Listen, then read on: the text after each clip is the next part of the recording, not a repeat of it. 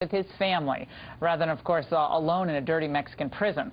Hammar's family is from Florida, and several members of the Florida congressional delegation, including Senators Bill Nelson and Marco Rubio, helped lead the fight to free the Marine.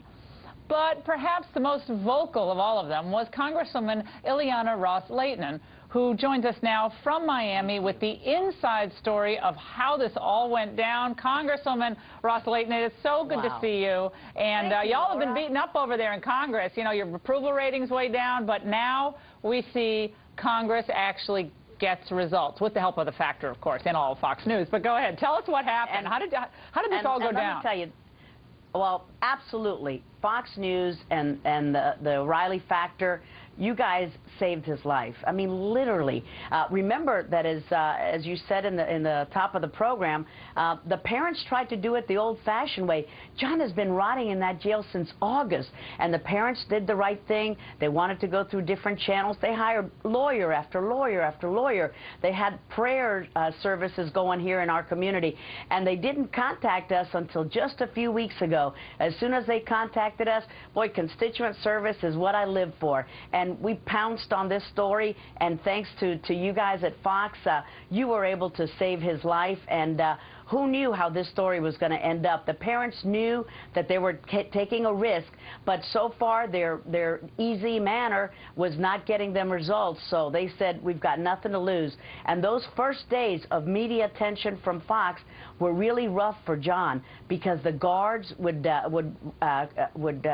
rap on his cell and say, hey, gringo, what are you doing? Why is the press calling? So thank you to everyone who prayed for Jon. Thank you to everyone who worked for Jon. And let me tell you, Laura, the members of Congress, we had over 70 members who signed a bipartisan letter to Hillary Clinton and Jenna Napolitano demanding that they get active on this case, because up to then, all we were hearing were status reports of Jon shackled to his bed. This was shocking. Congresswoman, why did that happen? I mean, Bill's going to go into a lot more on this in the new year, but why did this happen? I mean, you know, the parents decided to wait to contact you. I mean, I would have been contacting everyone, but look, there are people who did it their own way, and I respect that.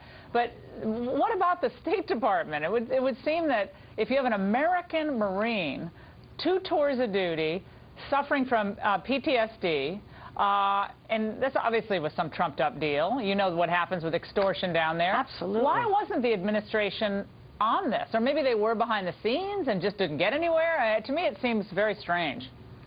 It is very odd, and we kept calling, and we made all the right inquiries about what are you doing and why aren't you stepping up to this case, because our embassy should be advocating for the release of Americans who are unjustly detained, not just give us status reports. So it took a lot of congressional pressure, and it took a lot of media attention. Fox, again, I'm telling you, you guys, what you did for Jon Hammar, that family is just so grateful. They're constituents of my congressional district, but what they've got happening there in Mexico, it is an unruly place. We wish the new president, Peña Nieto, much success. He's going to reform the penal system, the whole judicial system, but those jails, many of them are run by the drug cartels.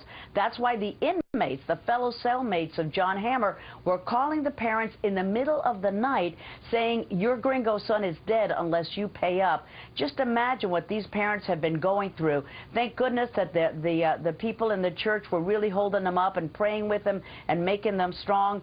But this is a racket. This is a business that they have going on in Mexico, where they get citizens and then they try to extort money from them. And Congresswoman, I think a lot of folks watching right now aren't aware of the fact that I think it was between January of 2011 and last June, there were 144 murders of Americans in Mexico. Now, a lot of people still go on their vacation in Mexico, have a great time. I'm not saying not to do that. I'm not talking about that.